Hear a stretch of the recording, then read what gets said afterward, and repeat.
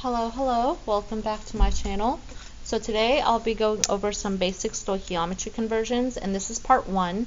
So we're going to focus on mole to mole, so in other words, mole ratios. And when we use mole ratios, we use balanced chemical equations, and what I put here, what I've underlined, is basically the coefficients, and the coefficients tell you how many moles of each compound or element is. So when you see, for example, 9 Mg, that tells you I have 9 moles of Mg, like 9 moles of magnesium. And then I have 6 moles of phosphorus, and I have 3 moles of magnesium phosphide.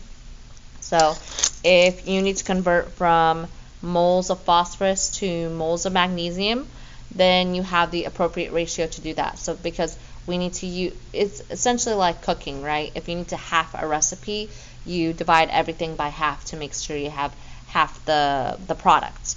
All right, so if I give you an example here,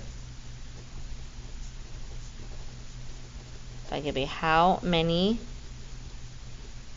moles of magnesium phosphide are produced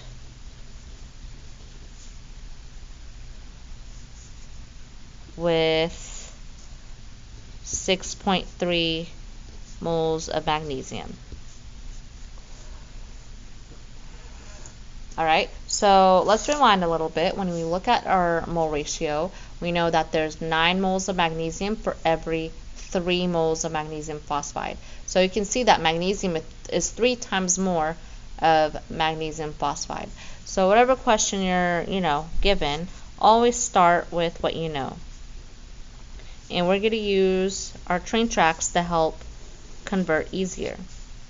6.3 moles of magnesium. Notice how I included units, and that tells me what I do next. So always carry down the units diagonally, so I cancel out my old unit, so that way I can go to my new unit.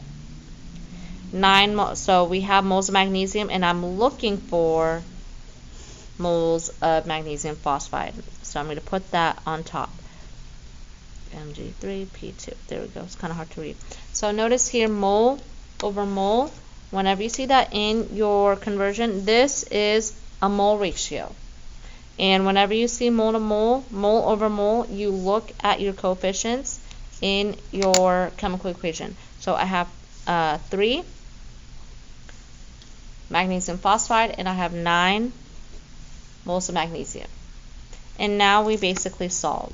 So again, from the other video that I made with basic mole conversions, one-step conversions, you multiply across, so 6.3 times 3, and then you divide by 9.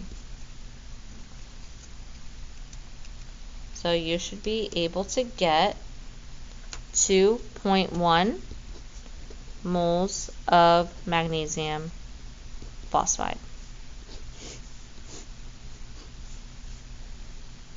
That's all it is. Just you got to make sure that you align your units correctly.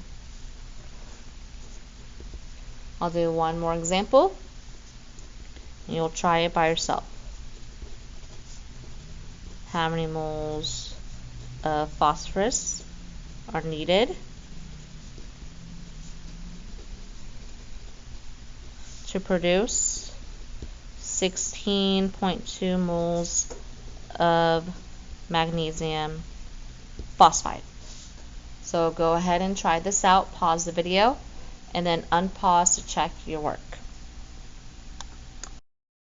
Alright, this should be your final answer, 32.4 moles of phosphorus. So again, I started with my magnesium phosphide, carried that down, and then I have 6 moles of phosphorus according to the equation. So when I multiplied that out and divided, so 16.2 times 6 divided by 3, and that would be my final answer. So that is pretty much how simple as it gets. Again, this is the basis of when we get to grams and particles. So this is pretty much part one that explains the mole ratio. So I hope this helps, and stay tuned for part 2. Have a great day.